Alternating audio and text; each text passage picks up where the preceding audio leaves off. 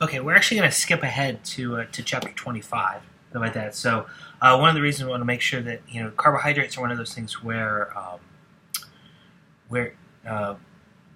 oftentimes they are passed over in biochemistry and biology classes and things like that. And but I wanted to go ahead and talk about them, so that because they are a very important class of compounds like that. So so carbohydrates, right? So they so you actually hear me sometimes talk about carbohydrates, so like that. So these are sugar molecules, something like that. So they usually come in three different types, right? So they are typically formed like polymers, right? So links in a chain, right? So like that. So if it's just one link, right? So we'll call that a monosaccharide. If it's a short stretch, okay. So anywhere between about 2 to 9 carbohydrate links in a chain. Okay, so with that, so the that'll be considered a oligosaccharide, and pretty much anything above 10, and these are pretty fuzzy, but anything above about 10 units, saccharide units, then we consider that to be a polysaccharide. Okay, and so typically we'll see that the units themselves, right? So monosaccharides here and here, and we'll talk more about these structures. They usually are going to look things like this. Okay, and you can put these two together, these two links together to make a disaccharide. In this case, so disaccharide would be an oligosaccharide. Okay, so which we have things like this, like that, going together like this. So just a couple terms, right? So I'll use interchangeably saccharide, carbohydrate, and sugar. They all mean the exact same thing.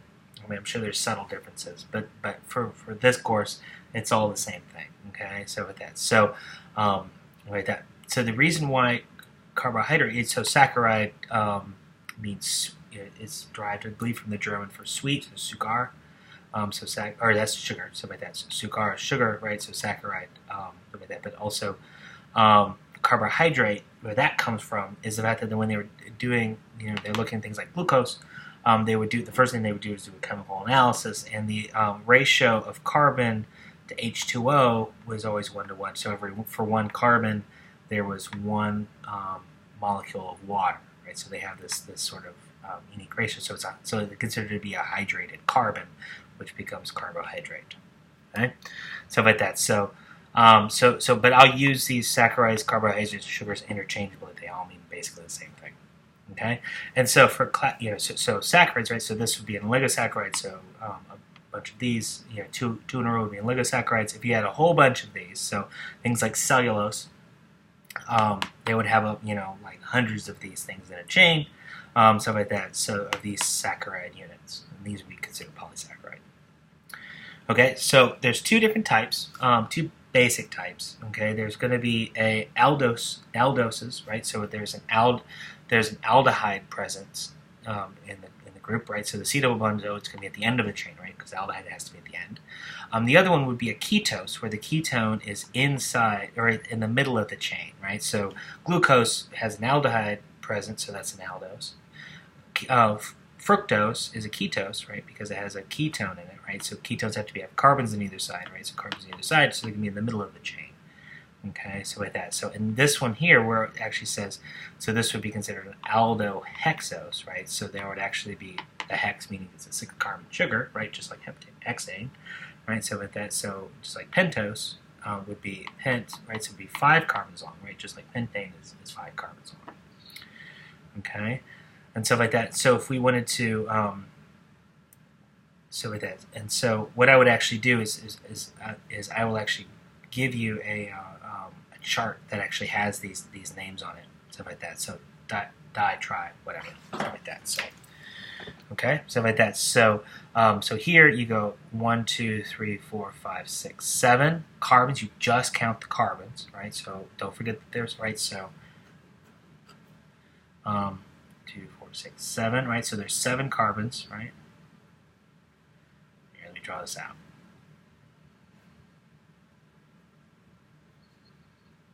Right, there's 1, 2, 3, 4, 5, 6, 7. Don't forget that carbon, right? And you don't count the OH. Okay, so it's 1, 2, 3, 4, 5, 6, 7, right? So there's a ketone in it, right? So it's a keto sugar, so it's keto. And then it's 7 long, so it'd be a heptose. Okay, and again, I'm going to give you the names for these things.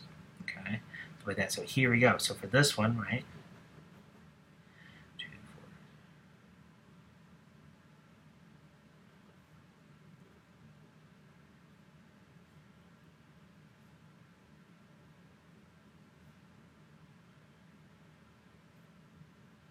4. Okay, right. So right. So it's an aldose, right? Because an aldehyde on it, right? So it has 1, 2, 3, 4, 5, 6, 7, 8, right? So it's being aldooctose. Okay, notice I didn't count that hydrogen. Why didn't I count that hydrogen? Because I'm just counting carbons. Okay, so you don't count that. Okay, so it's 1, 2, 3, 4, 5, 6, 7, 8. Okay, and then this one here, right? So it's ketose, right? Because it has a ketone in it, and it's 1, 2, 3, 4 long, right? So this would be an aldotetrose. Okay, and again, I'm going to give you, I'll have a chart. I thought it was on here, but I will give you a chart that has that on there. Okay. Okay, so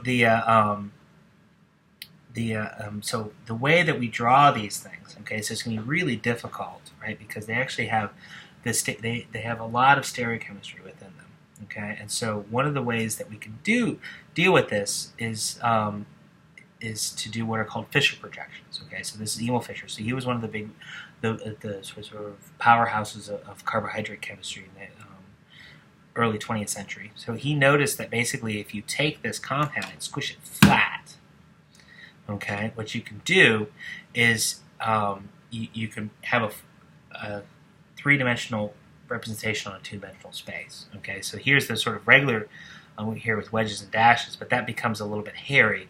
You'll see why. And so what he did is he said, okay, so let's say you've got this compound here, okay.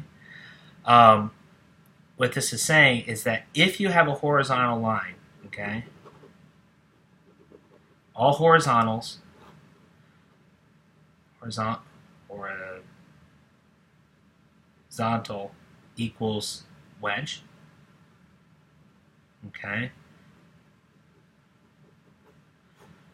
Vertical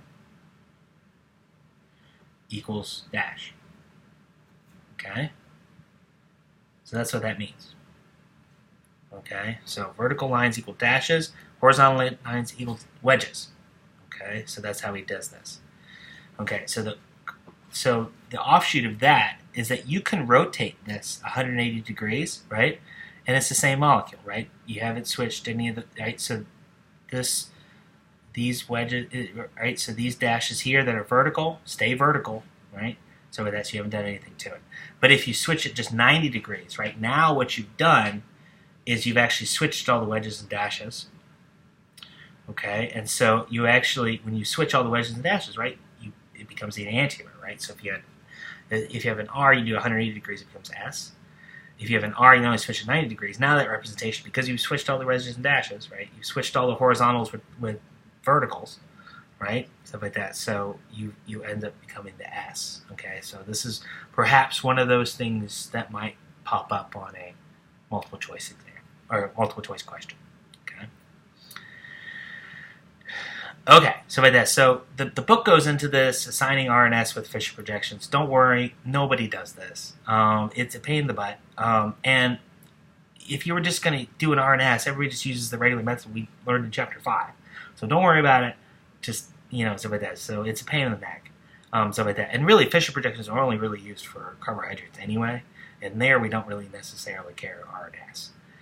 Stuff like that. So, and you'll see why in a minute. Okay? But what we do care about is what's called the D and the L, the D version and the L version, right? So remember we talked about this when we were talking about chirality, right? So how it bends light. Okay, so like that. So D, the D sugars are typically the naturally occurring ones. Okay, so it just so happens that most naturally occurring sugars are Ds, are the D form. So like that, there are some L sugars, but there's reasons for those. So about that, there's interesting reasons how you get those. Okay, but remember the D means it rotates it clockwise, and L versus counterclockwise, right? Just measuring. Well, it turns out, right? So, and then the D's and L's, right? So what's happened, right? They're enantiomers of each other, right? So like that. So if you have the D version, would look like this, right? So come over here, you've switched right? So you've made the mirror image of it. You've switched all of these horizontal groups, right? And so you make the enantiomer of it. Okay? So like that. So if this is the D, this is the L. Okay, there's a mirror image between the two. Okay, so figure out the easiest way to figure out. This is the easiest thing to learn this entire course is if you have a sugar and you want to know if it's the D or L form. Okay, you just look at you line it up so that the functional group, right? So typically the aldehyde or the ketone or whatever is at the highest point, and then you look at the last stereocenter, okay, the last chiral center, right? It's not here, right, because that carbon has a CH2 on it. But so it's usually the next to last carbon, typically, right? So if it's pointed to the left, if this OH is pointed to the left, it's the L sugar. If it's pointed to the right, it's the D sugar, and that's it, right? So here, the OH, right? So here's the last chiral center away from the C double bond O, right? This one's pointed to the left, so it's L, right? This one's pointed to the left, and it's L. This one's pointed to the right, so it's D. That's it. That's all it is. There's nothing. I mean, I think the book goes into some crazy explanation, but that's it. That's all it is. Like that, so like that. So okay, so and it doesn't matter about any of the other groups on here. Okay, it's just this last one there, right? So like that. So this, right? So the C1O is all the way at the top, right? So you can't go here, right? Because that's not a chiral center. So you go here, right? That OH is pointed to the right. It's pointed to the right, so it's D. This one's pointed to the left, so it's L. This one's pointed to the right, it's D. Doesn't matter about these guys here. Doesn't matter. It's just this, this, and this. Okay? That, and that. Now, the other way that you can do this, and we'll talk more about this, the pyranose and furanose form.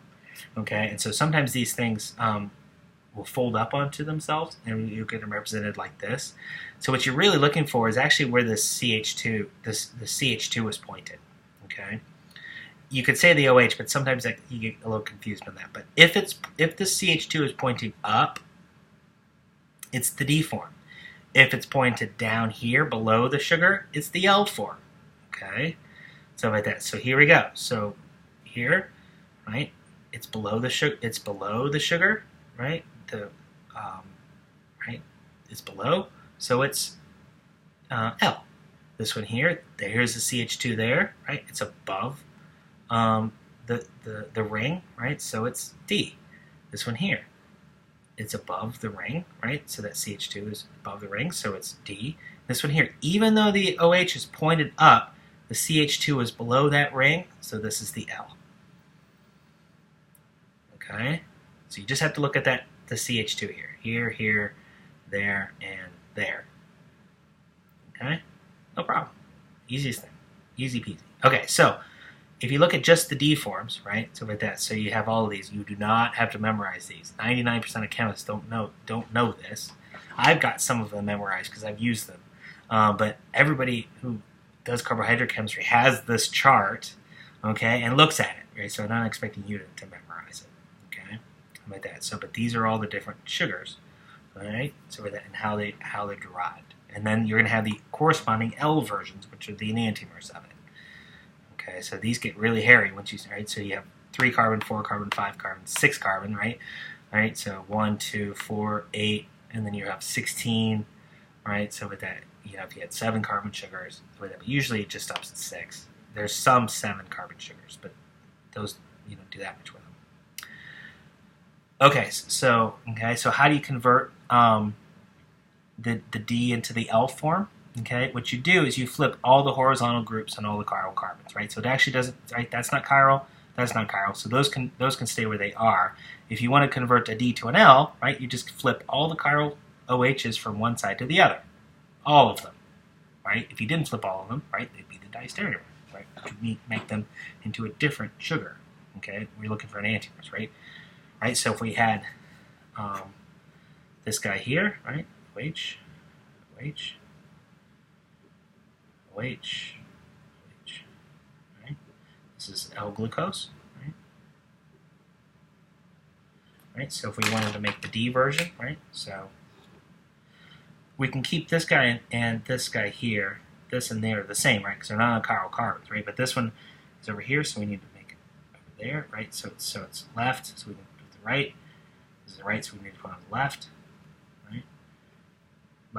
Left, so we need to go right. Okay, so that means that this is D-glucose. Okay, so if we wanted to do, so we have L-lixose, right?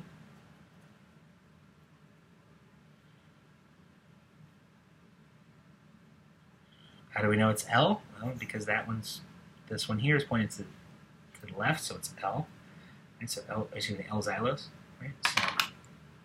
So here we go. Right, so we can keep these guys, the top and bottom, the same, right? So left, so it needs to go to the right. Right, so we need this OH needs to go on the left. This is on the left, so we need this to go on the right. So that means that this is D-xylose. Pretty simple.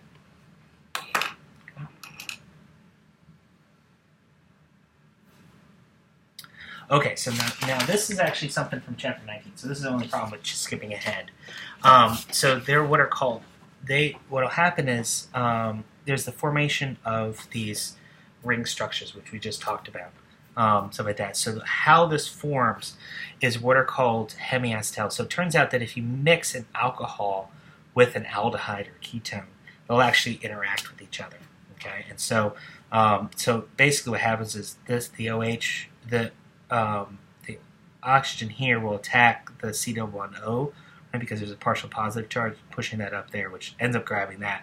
So you have this OH, this ether group here, and this OH here, and this is called a hemiacetal. Okay, and so what will actually happen here is you get an internal hemiacetal formation here. Okay, so this is just a regular alcohol group. Will interact, will grab a hold of will attack this acetyl-bond-O here, right, to form this. Okay, when it's a 5-carbon ring, or excuse me, a 6-membered ring, it's called the pyranose form, and it's called a pyranose form because this right here is called a pyran, something like that. So you can also get the 5-membered version here. Okay, so it's a 5-membered ring, right? So, and that's if you have this guy here, this green OH here attack there to collapse this in, and it's called a furanose because this is the molecule furan, so it's named after that. Okay, so this is pyranose, and this is a 6-membered ring is called a pyranose, and a 5-membered ring is called a furanose.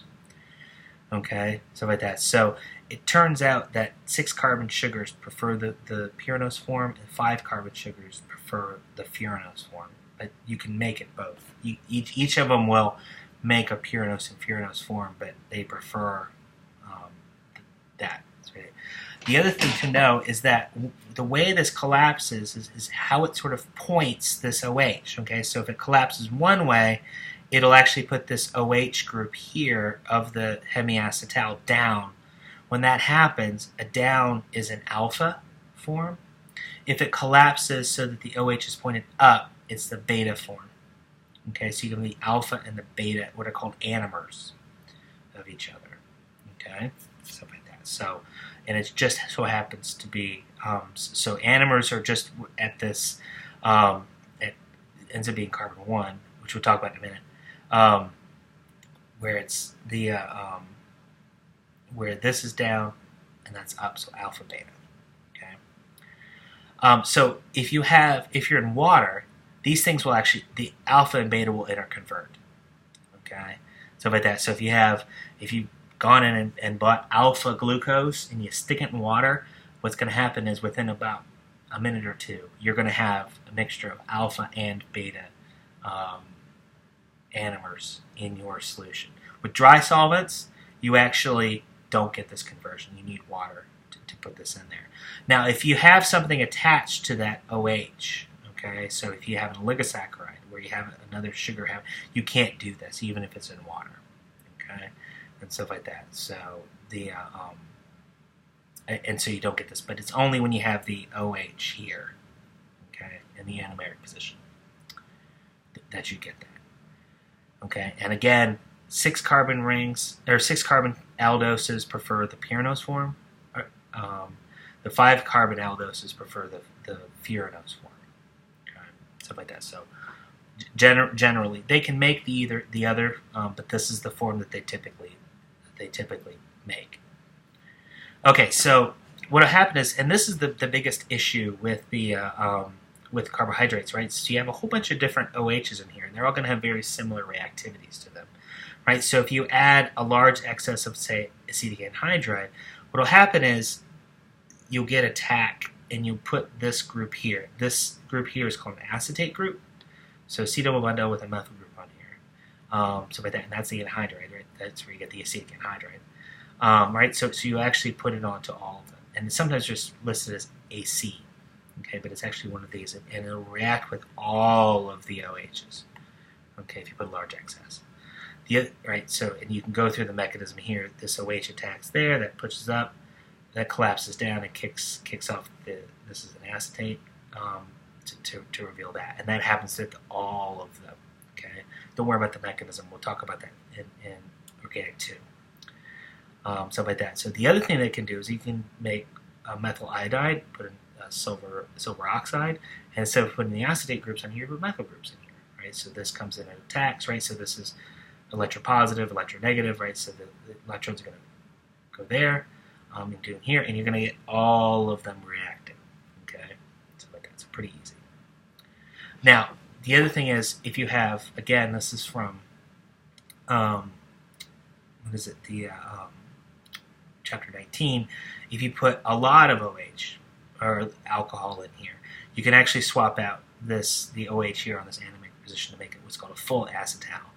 Okay, and it's a very similar mechanism to what we had before, right? So like that, but eventually you get 2 alcohols in here, and that what happens here is you can get a right. So if you have the alcohol here and then some acid, right? So you can make the alpha and the beta anomers of them, of the CH3, but since it's out, so hemiacetal is ether alcohol. Here it's just 2 ethers. Okay. So this is called a glycoside. Okay. Okay. So, and again, this thing you put in the acid in here, it reacts with the OH just on the where this guy is here, right? So the water leaves to form here, but you get a nice, right? So you have electron or lone pairs collapse down to make this, right? So like that. So you can get this nice resonance structure, and then the alcohol comes in and attacks that to leave that. So like that. So, and again, you can make a good leaving group, right? So that. Now, when you have just an OH here, you can make the alpha or the beta. Okay. The funny thing is, if you have an acetate group here, what ends up happening is this blocks. Let's see if I show this. You actually get neighboring protection here, right? So it actually blocks this phase. Okay. So when you have something come in, it can only attack from the beta phase. Okay. So like that. So if you have just regular group here, OH here, you get alpha and beta. But if you have acetates in here, you actually just make the beta. Okay, you only make the beta because the alpha phase is blocked. Kind of one of those little quirks. Okay, and so if we have this, right, so if we have OAC,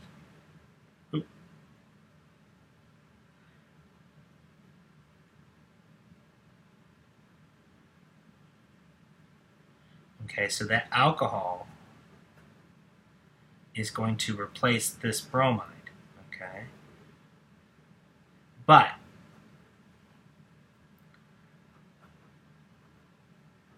you're only going to make, right, so 1, 2, 3, 4, 5, right? 1, 2, 3, 4, 5, right? Oops, 2, 3, oh, I'm sorry, 1 carbon bond. Okay? But you're only going to make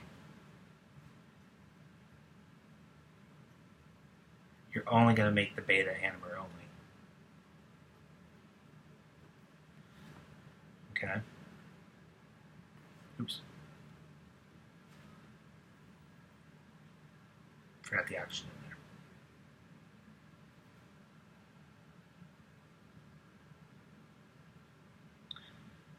there. Okay, now this is important, right? So swapping these things out biologically, right? So if we want to be able to put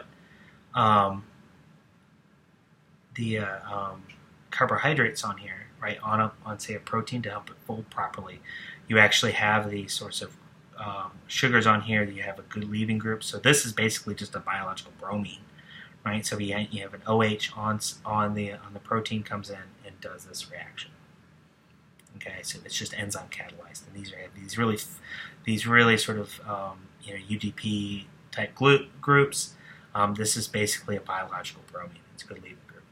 Okay, so like that. So these things, carbohydrates, are used industrially for a variety of reasons, right? So like that. So if you want to, but the easiest way to think about a lot of these things is to actually look at the open chain form of these. Okay, so if you want to add a polyol, right, so all we do is we either add sodium borohydride, or you can add, industrially, it's just a hydrogenation, okay, and you take a double bond down to a single bond, right, by adding hydrogens across the double bond, right? Doesn't matter if it's a CC double bond or an OH or CO double bond, right, we're taking it down to a single bond. Okay, so now if we want to react the aldehyde to a carboxylic acid, we add bromine. We do bromine oxidation. Okay, and it only reacts here, right? Something like that. So now, if we want to do the opposite one, that's going to be exceedingly difficult to do. And that one, you actually have to use an enzyme to do it. Okay, so if I were to ask you on the test, it would just be enzyme, right? It would make the glucuronic acid, right? So these are aldonic acids because they react with the aldehyde. Uronic acids because they make glucuronic acids, right? So it's A, U, right? First even, no difference between the two. So that aldonic acids are on the carbon 1, uronic acids are at the end, right? Just like U is at the end of the alphabet, right? So A is at the first of the alphabet, U is at the end. That's how I always remember it. Okay, alderic acids is when you add both of them, is when you react both of them, and here you need really oxidizing conditions. So in this case, nitric acid and a lot of heat, and it'll actually oxidize both, right? So it's alderic is actually both, as a combination of aldonic and uronic acid. Like that. Okay, so how do we build these up? Okay, so we want to do synthesis with these things. Okay, so there's what's called the Killiani-Smith reaction. Okay, and so what you end up doing is you, right, so you have C double bond, right, so you have your aldehyde, okay, your OH here, right, and you're going to add HCN to it, okay, half the time, right, so half the time it comes in this way, the other half, it'll come in from the backside, okay, and so what happens is,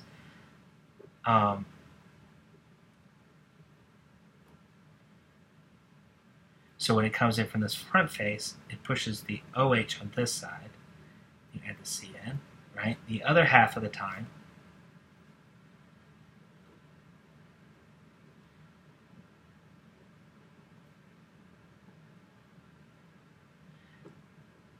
it comes in from the back side and pushes the OH on that side. Okay, and then you come in, you hydrogenate it, carbon, and then you add acid.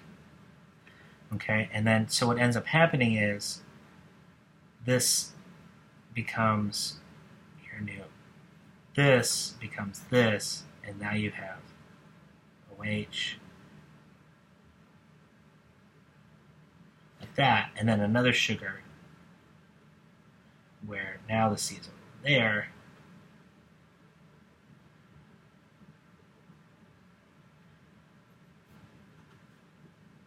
Okay, and so you extend out, you can actually extend out, you can go from a 4-carbon to a 5-carbon, or a 5-carbon to a 6-carbon, or 6 to a 7, right? But the problem is, because this isn't specific, okay, you actually get a mixture of two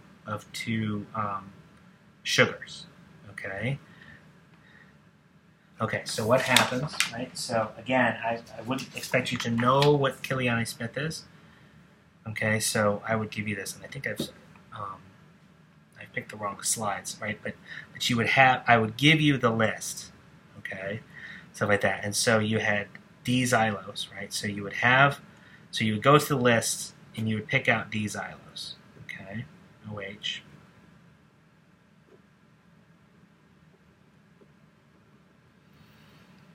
Okay, and so you come in here at HCN, right? So all of this stays exactly the same, okay?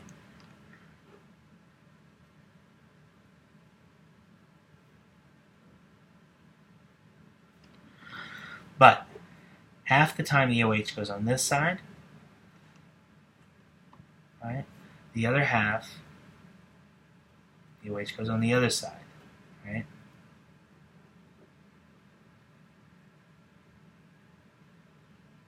Right, so this part of the molecule, again, stays unchanged, okay? It's just half the time this OH goes on this side, the other half it goes there, right? And so after your hydrogenation, hydrogen carbon, and after the H+, right, you end up with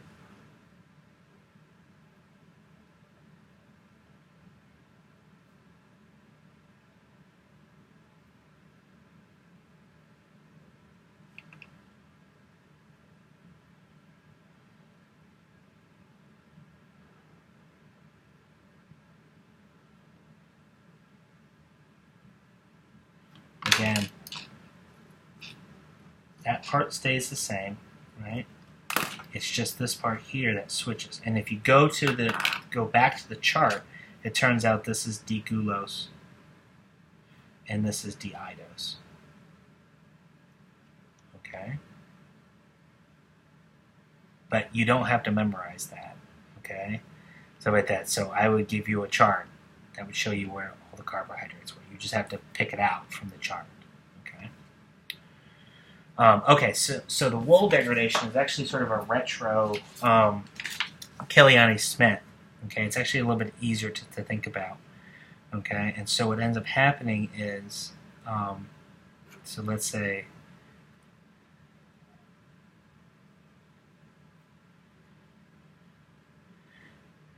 so you end up adding NO2, right? You don't actually need to know the reactions, just know what it does. Okay. But essentially what it does is it wipes this thing out and adds the C double bond O there. Okay? And so, again, this part stays the same. Okay? It's just these two that you're working with. So you end up with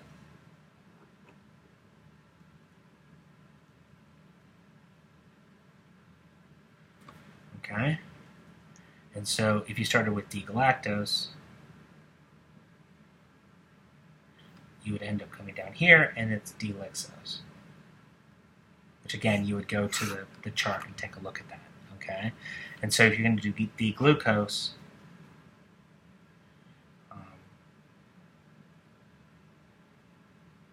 which you would go to the chart and find this out, right? So you would do Wohl, okay? You wipe out that carbon, and then that becomes a C double bond O.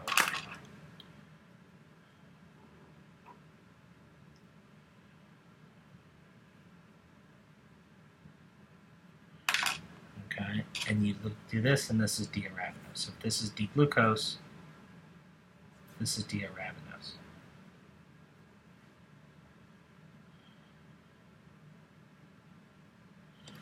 Okay, the easiest way to do this. Okay.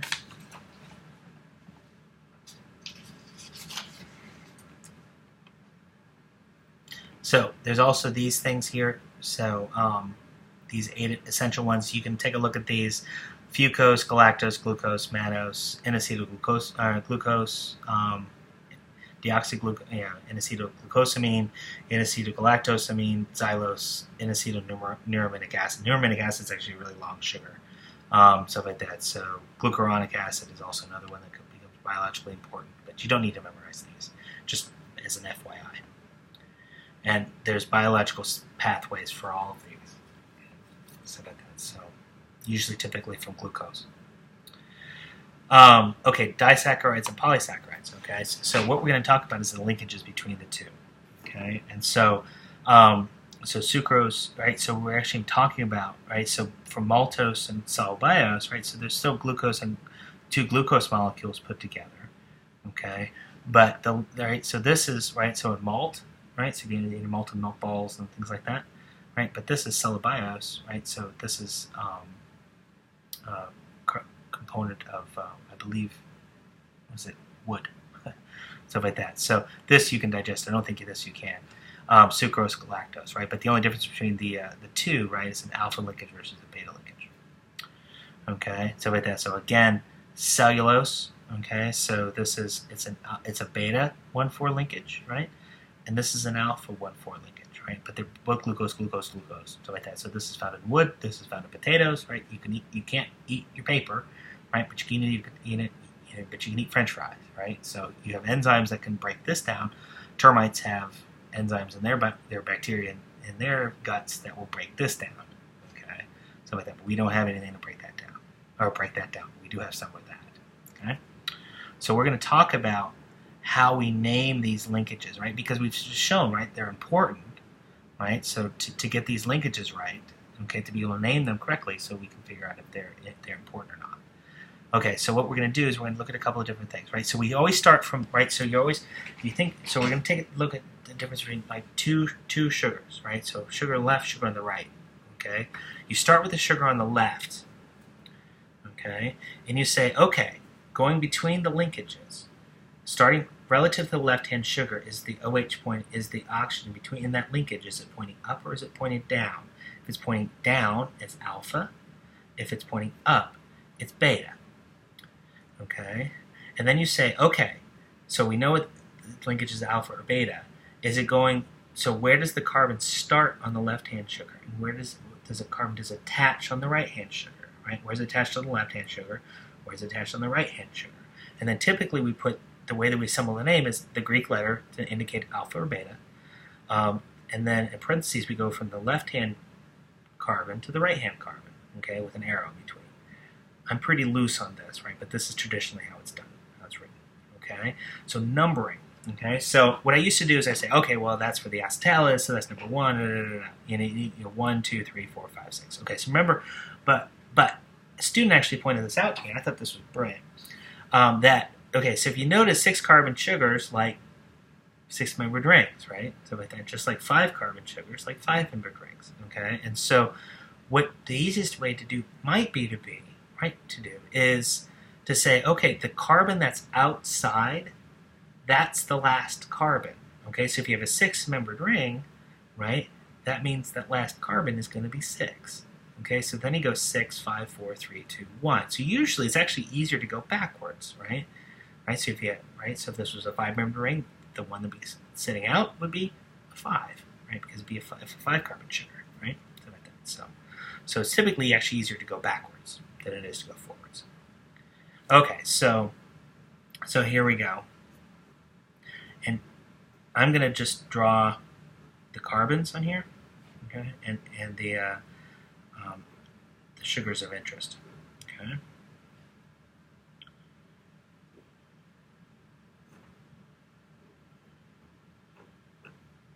This is the nice thing about having this projected on a large screen, is because I can have this. I can just have this on a whiteboard.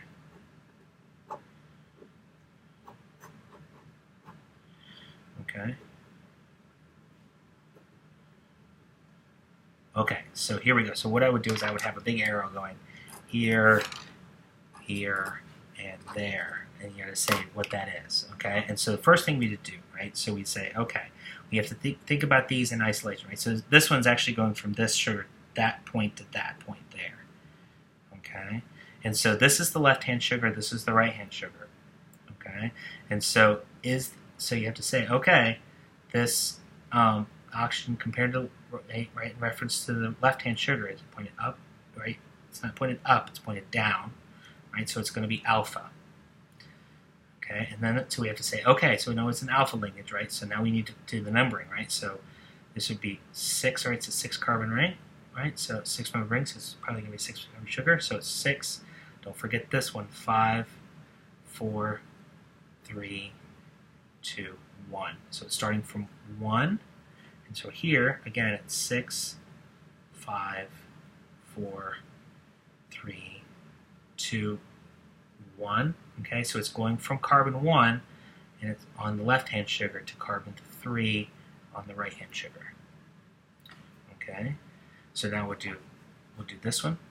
Okay, so like that. So again, this is now you reset. So now this is the left hand. So for this linkage here, this is the left and that's the right. Okay, you start out all over for each linkage, right? So that's the left and that's the right.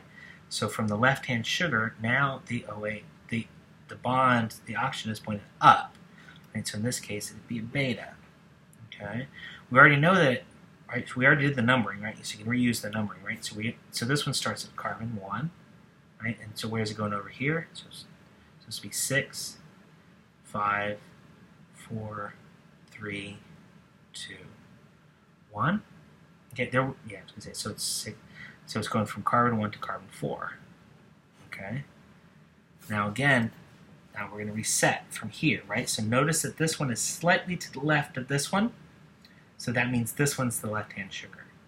Okay, and so again, the linkage, the OA is going up, right, as opposed to going down. The OA is going up, so so that's a beta linkage, right? So for here, right, so that it's a 6-member ring, 6-carbon sugar, right? So this is 6, 5, 4, 3, 2, 1. Okay, so it's going from carbon 1 to carbon 2 on here. Now, these things in this example, right, they're all starting at carbon 1. That doesn't always happen, right? So we could start at carbon 3 and going over to carbon 5 or carbon 4 over here. Doesn't matter. It could be going from carbon 3 to carbon 1. Doesn't matter. Stuff like that. So it just so happened in this case, they all start at carbon 1. Okay. Don't worry. Okay. Stuff like that. So here we go. So as far as the polysaccharide synthesis, just skip it. It's you would take a carbohydrate synthesis course if you learn about that. That's a little bit more advanced.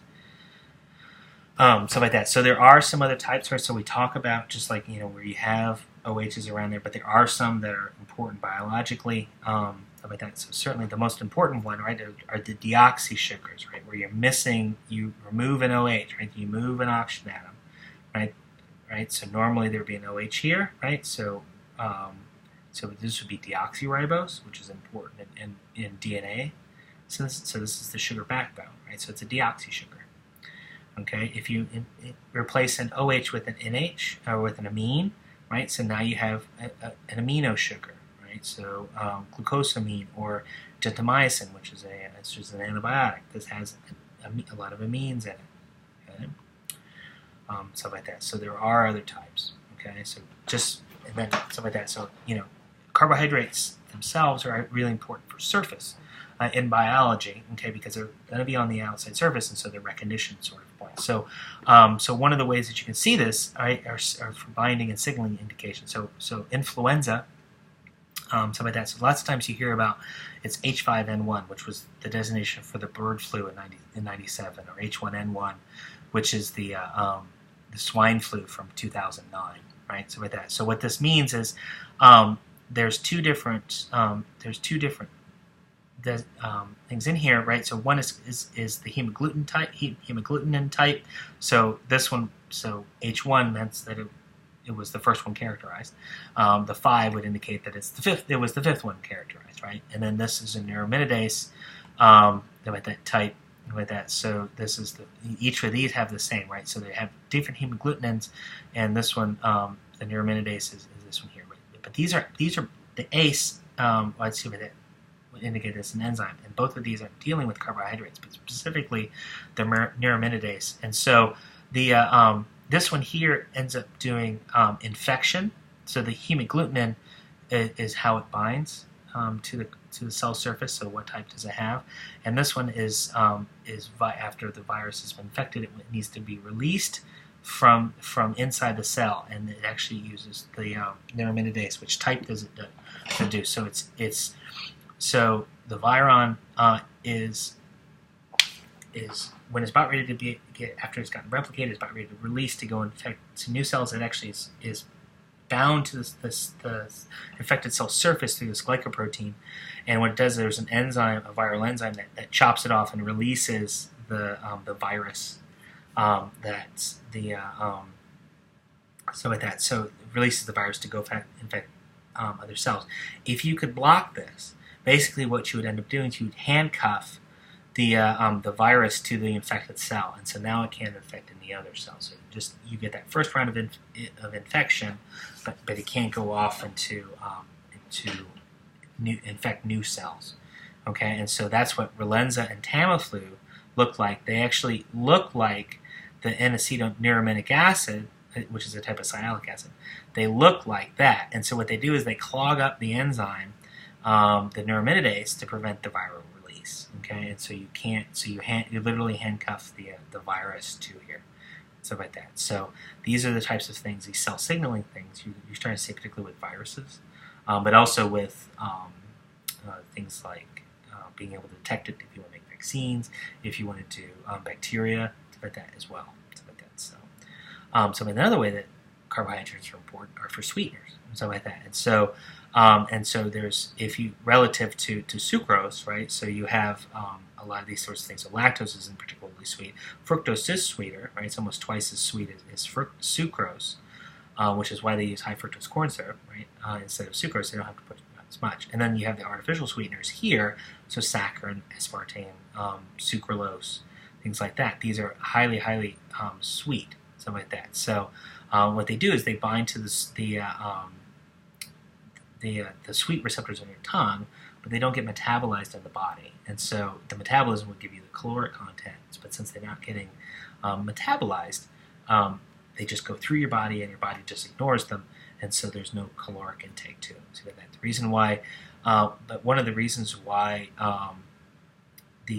so these are actually much more expensive to make than regular sucrose or fructose and stuff like that. But they're sweeter than they are more expensive. Okay, and so so really the difference between Coke and a Diet Coke, right? The advertising is the same, as the cans cost the same, the water costs the same, the flavoring costs the same, but it's the sugar. What makes it sweet is really the difference between a Coke and a Diet Coke. Well, the thing is, one of the reasons why they promote Diet Coke so much is because the cost per can of artificial sweeteners is less than the sucrose and high fructose corn syrup, so they can actually make more profit off of Diet Coke than regular Coke, stuff like that. So that's sort of interesting things like that. So there's a lot more about sugars and things like that, but this is to give you a quick overview, stuff like that. So have fun.